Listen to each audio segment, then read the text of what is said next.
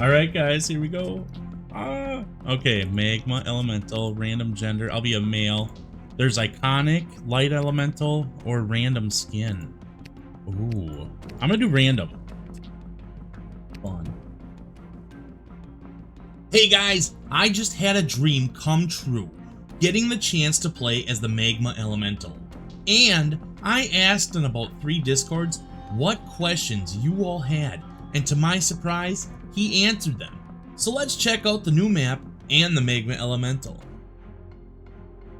They finished the Elemental's model and animations a long time ago, but he just wasn't balanced. He currently only has one attack, the Pound attack, but they are hoping to get the rock throwing added in for the live stream that might have just aired right before I posted this video. Now, what you are seeing here is the Lava Lands, and that mountain way ahead in the distance is an active volcano that Jo himself designed. I was very surprised my computer was running it buttery smooth. However, there isn't much in this land yet. Jo told me they are still trying to add in a burnt forest. I, for one, love the sky. The ambiance is perfect for a bloodthirsty elemental and a couple of flame stalkers. Now, what's cool about this map is it was originally made for the Portal version of Day of Dragons, and Jo brought it back for Unreal Engine 5 from Unreal Engine 4. The downside to this map is they can't have the mega map yet, but the bright side is they can have multiple small maps, for now just using teleporters. When I asked Jo about the mega map, he said it's not going to be done for anything 1.0. We will have to wait for version 2.0.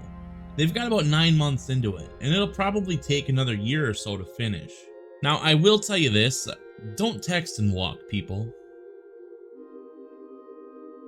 Jo was explaining to me that he wanted to put smoke coming out of the volcano, but has held off for now. I believe he was saying he was going to have it done for 1.0, but don't hold me to that.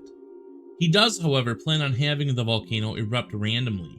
When I asked how often, he stated not even daily, but just plain randomly. I was completely blown away by the new portal system. It looks so much better than the smoke version, but operates in the exact same way. You may remember this spot, she looks a little familiar. The desert map. I asked him if we went in the water, if it would actually, solidify us. And he said, not yet, but that is a plan. Water is definitely going to cool you down. And if you can't stay hot, you will die. Apparently there's some sort of disintegration effect, but I haven't gotten to see it yet. Next, we change to Flame Stalkers. This is the Flame Stalker and Elemental's natural home, as flame doesn't really hurt them. I was blown away by the large islands they had for the clans to claim, and then Jo took me down to the side of the hill, and there's like these little cutouts in the side of the mountain. Now, don't go to the ground. That is sulfur, and it will hurt you. At least that's what Jo said, and I'm gonna take Jo's word for it. I was telling him I think this would be a great place to seek shelter for any storms, but Jo said it'll probably never rain here. And they wouldn't have sandstorms because that's what the desert map is for. On this map, they're going to look at ash rain and volcanoes erupting, which I'm all about. Now, I'm not going to talk for a little while.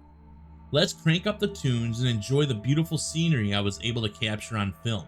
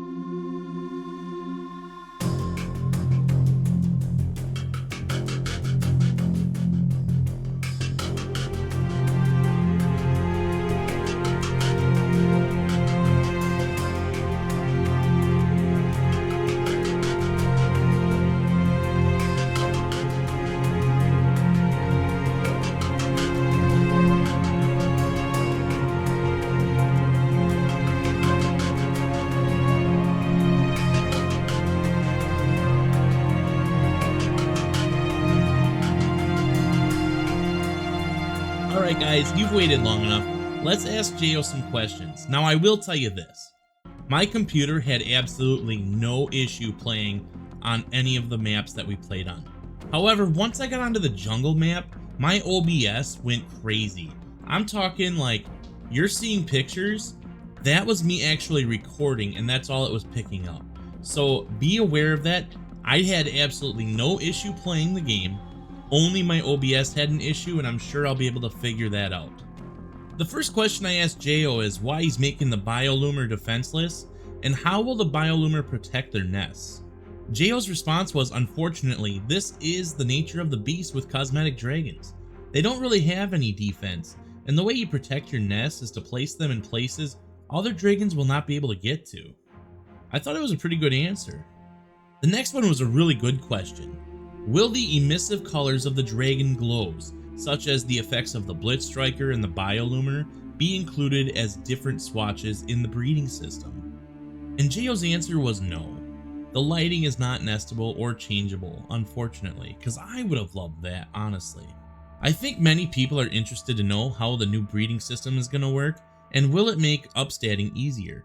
Jo's response was that they've been working on many changes. Wild eggs are going to change, and a lot of exciting things are going to be coming to 1.0. Somebody else asked me, will there be water dragons that can fly? And Jo's response actually kind of blew me away because I'm excited for it now. He said, it has long been an idea of mine, but they didn't know how to make it work. The flying fish from the new Avatar game gave Jo the inspiration to possibly bring that mechanic into Day of Dragons. Low-flying dragons that are water-based. My next question was, how much bigger would a water behemoth be compared to other behemoths? His answer was not bigger, just comparable. Somebody else asked, will the mega map eventually have unique made foliage to add to the fantasy and alien type setting? Again, I was surprised because Jo loved the movie Avatar, and he said no, this is an Earth-like planet, but without humans. It is Dracone. His answer was Avatar can get away with it because they're doing all sorts of crazy colors, but he's looking for more realism. Another question that was asked was, will there be different sicknesses? And that is a big no. Just the mushroom sickness that's currently in the game is in the works for now. Somebody else asked, what's the main goal for Day of Dragons? Jo really didn't have an answer for that. He said it kind of seemed like a odd question, but basically it's just to survive. When asked if he decided if he'll give people the option to reset the stats in the Dragon Eye menu, Jo said it is a thought, but he's not sure if he's going to put it in or not, and if he did, it would be a one-time deal, and that's it. The next question kind of blew me away. Are there going to be any NPC dragons or drakes? And his answer was yes. They will be considered wild dragons, they have lost their sentience, and will attack you. Unfortunately, he did tell me that there are no measures in place to prevent camping at portals. However, they do plan on putting them in places that will not be easy to camp, and they're going to have multiple portals that take you to different spots. When asked if 5.0 was going to make any difference with desync, or there was going to be any kind of ping gap to reduce the amount of desync, unfortunately he said that there's nothing that really changed for desync in the new version.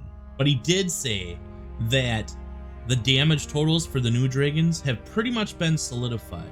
It was a lot of work, but the devs are getting to the point that they're happy with the way things are going. They may have a little bit of tweaking to do, but for the most part, they're done. If you liked this video, go ahead, hit the like button.